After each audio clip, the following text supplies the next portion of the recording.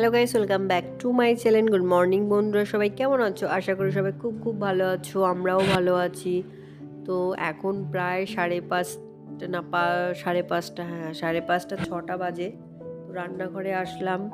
তো ছেলের এখন টিফিন বানাবো প্যানকেক। তো এক এক চামচ না 1 কাপ ময়দার গুঁড়ো নিয়েছি, 1 কাপ দুধ নিয়েছি গুঁড়ো, আর চিনি আর 2টো কলা নিয়েছি। তো ওকে প্যানকেক বানিয়ে দেবো, কারণ টিফিন আর ওখানে গাজর আলু ভাজা হচ্ছে। চাও বসিয়ে দিয়েছি, ভাত বসিয়ে দিয়েছি, কারণ সকালবেলা ওকে ভাত খাইয়ে আমি পাঠাই। তো এখন প্রচণ্ড শীত পড়ে গেছে, এত শীত পড়েছে ওরে বাবা। তো প্যানকেকটা আর কি ব্যাটারটা কমপ্লিট হয়ে গেল। তো একটা ডিমও দিয়ে দিলাম, একটু ভ্যানিলা দিয়ে দিলাম।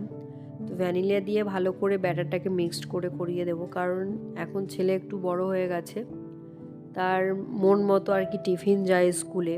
তো সে বলে দেয় তো আজকে এটা টিফিন, কালকে ওটা টিফিন, এই হচ্ছে অবস্থা এখনকার ছেলেদের। তো এখানে ওর কি ব্যাটারটা করছি। তো এটা আগে থেকে করে রাখলে সুবিধা হয়, মানে ফুলে যায় অনেকটা। তো আমি এটা করে নিচ্ছি, কারণ তাড়াতাড়ি এটাকে আমাকে করে দিতে হবে, কারণ স্কুলের আবার গাড়ি চলে আসলে 2 মিনিটও মানে দাঁড়ায় না। বলে যে আপনারা 5-10 মিনিট আগে রেডি করে রাস্তায় দাঁড়িয়ে থাকবেন, কারণ অনেক বাচ্চাকে তুলে নিতে হয়, তো অসুবিধা হয়ে যায়। তো তারপরে তাড়াহুড়া করে আর কি 3টে উনুন আছে, অসুবিধা নেই। একটাতে ভাত বসিয়ে দিয়েছি, একটাতে ওই আলু আলু আর হচ্ছে বিট গাজর বসিয়ে দিয়েছি, আর একটুখানি টিফিন করে নিচ্ছি। তো টিফিনটা প্রায় হয়ে যাচ্ছে। তো এই যে এগুলো লেগেছে, কারণ লোহার তো কলা আছে, কলাটা আর কি লেগে যায়, লোহার সঙ্গে লাগলে কালারটা এরকম আসে। তো ওই 2টো না 3টের মতো দিয়ে দেবো প্যানকেক। এখন তো স্কুলে যাচ্ছে 7:30, আসতে আসতে ওই 1:30টার মতো হয়ে যায়। তো ভাবলাম একটুখানি খিদে লাগে, ছেলেটা খিদে সহ্য করতে পারে না, তো 3টেই দিয়ে দিলাম। তো বললাম যে বাবা একটুখানি খেয়ে নিস, আর কি স্কুলে খেতে না পারলে গাড়িতে বসে খেয়ে নিস, কোনো অসুবিধা নেই। তো আর 2টো না 3টে হবে, তো সেগুলো আমরা ঘরেই খাবো।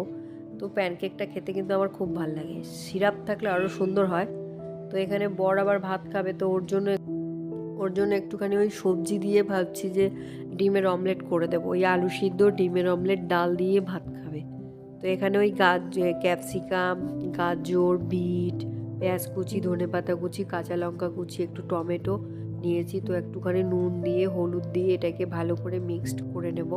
তো খেতে কিন্তু খুব ভালো লাগে ডিমের অমলেটটা এভাবে খেতে, আমার তো ভালোই লাগে খেতে। তো আজকে বরকেও করে দেবো।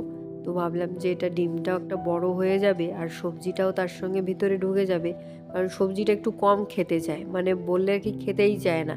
ওই সব সময় কি মাছ মাংস ডিম খেতে ভালো লাগে? ভালো লাগে না। তো একটুখানি অন্যরকম করে দেওয়ার চেষ্টা করি, ও আবার অতটা পছন্দ করে না। তো বলে যে এগুলো খাই না আমি। তা হচ্ছে সব ধরনেরই জিনিসপত্র খেতে হয়, একঘেয়েমি খেয়ে খেয়ে অভ্যাস। তো বললাম যে অমলেটটা করে দেবো, খেয়ে দেখবে, গরম গরম ভাতের সঙ্গে খেতে কিন্তু খুব ভালোই লাগে। তো সবজিটা আর কি ও অ্যাভয়েড করে খুব, তো আমি যতটা পারি আর কি এরকম করে করে দিয়ে দিই।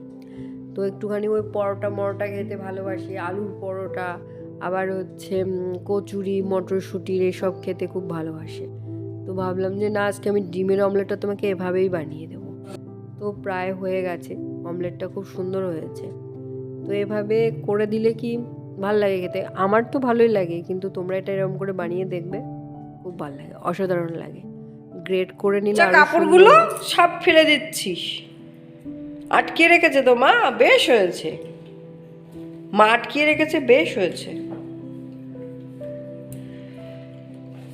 আমাকে খেতে হবে না, এই দেখ আমি খাচ্ছি।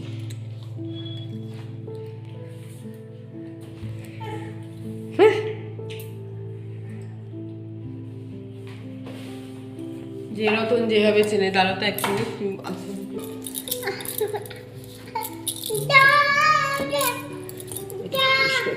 কালো হয়ে আছে। খেতে দে, খেতে দে বুচি, বুচি বললে তোকে ওরা আছে। ও মামা, এটা কি বানাচ্ছো?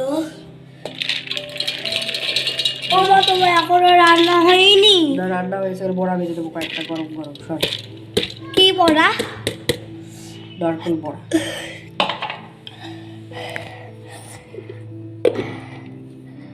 এখন গুঁড়ো করবো।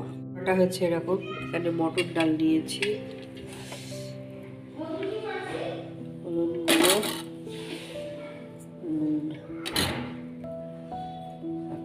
লঙ্কার গুঁড়ো,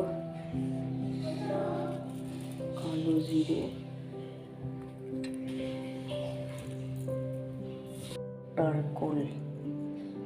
নারকেল কোড়া, এটা একসঙ্গে এখন মাখবো।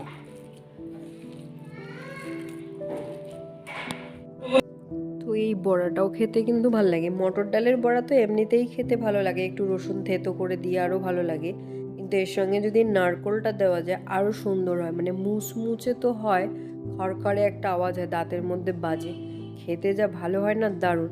পারলে তোমরা এরকম করে বড়া ভাজিয়ে নিয়ে খাবে নারকেলের সঙ্গে মটর ডাল। আর মটর ডালটাকে একদম পেস্ট করা যাবে না, যেন দানা দানা থাকে, দানা দানাটা দাঁতের মধ্যে পড়লে আরও অসাধারণ লাগে। তো যাই হোক, এটা আমি করে দিলাম, কারণ এই বাড়িতে একটু ভাজা পোড়া খেতে বেশ পছন্দ করে, ওই ডালের সঙ্গে একটুখানি খেলে পছন্দ করে। তো ছেলেকেও ভাবলাম যে দুপুরবেলা আজকে অন্য কিছু আছে, তোকে এটা দিয়ে দিই। মা কেক খেতে দিয়েছে, এখানে বসে বসে কেক খাচ্ছি বারান্দায়।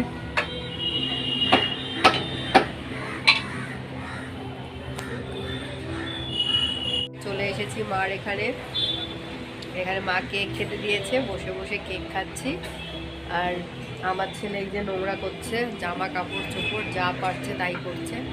রোদে একটু বসেছি, বারান্দাটাতে ভালো রোদ আসে, বসে বসে কেক খাচ্ছি। আর মা ওইদিকে রান্না করছে। আমি এখানে এসে ঘুমালাম আর কি, ঘুম পাড়লাম, আমি অনেকক্ষণ মোবাইল দেখি।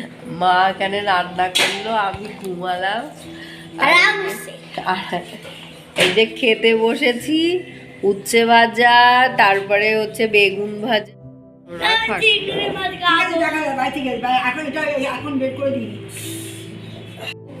তারপরে চিংড়ি মাছ দিয়ে কাঁচকলার তরকারি, ডাল। চিংড়ি মাছ তো খাইনি।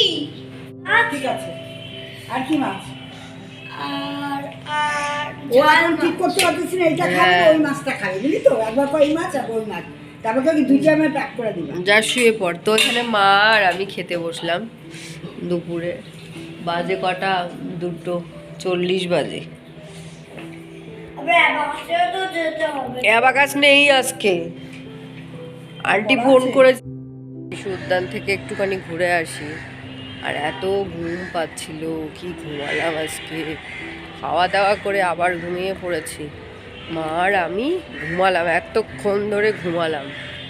এখন 5:20 বাজে, ছেলে বলছে আমায় ঘুরে নিয়ে আসো শিশু উদ্যান থেকে, তো চলো ঘুরে আসি। তো এখানে শিশু উদ্যানে ঘুরতে এসেছি, মানে ও 5টা 5:30 বাজে, কারণ এসে ঘুমাচ্ছিলাম, এতটা শরীরটা খারাপ ছিল। আর শরীরটা খারাপ ছিল বলতে ওই 1 তারিখে শরীরটা ঠান্ডা লেগেছিল, গলাটা ভারী, কথাগুলো মোটা মোটা হয়ে যাচ্ছিল। তো সত্যি শরীরটা খুব খারাপ হয়েছিল, 16-17 দিন থেকে ভুগেছি। তো 5:30 বাজে ছেলে বলছে এখন আমাকে শিশু উদ্যানে নিয়ে যাও। তো পাশে পুলিশ কোয়ার্টারের পাশেই শিশু উদ্যানটা, বিশাল বড় একটা মাঠ।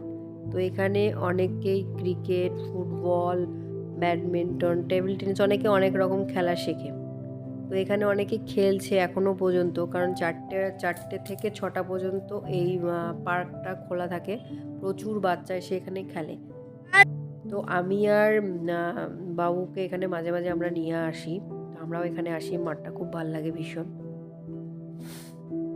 খেলাধুলার অনেক জায়গা বড়, তো আমরা যেখানটায় থাকি সেখানে মাঠ আছে, কিন্তু বড় বড় ছেলেরা খেলাধুলা করে ফুটবল, অসুবিধা হয়ে যায় ছোট ছোট বাচ্চাদের ক্ষেত্রে।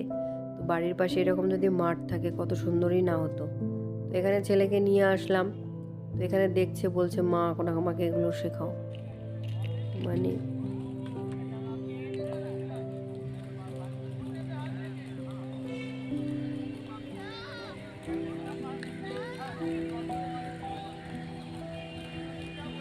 শেখাবো তো অবশ্যই।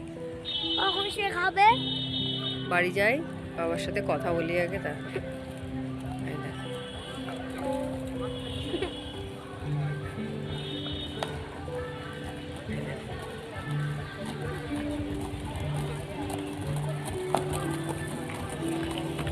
ও মামা শিখতে ইচ্ছে করছে না। তুমি খাও না আইসক্রিম, ও তুমি খাও আর ও খাক, তাছাড়া আমি আইসক্রিম অতটা পছন্দ করি।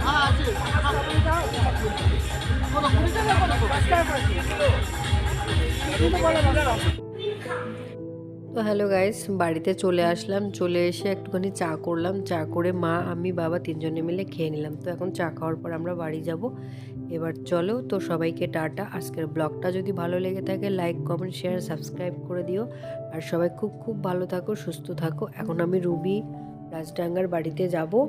আর এখানে ফ্ল্যাটে এসেছিলাম উল্টোডাঙ্গায় শ্বশুর শাশুড়ির কাছে। তো এখন বাড়ি যাচ্ছি। তো সবাইকে টাটা।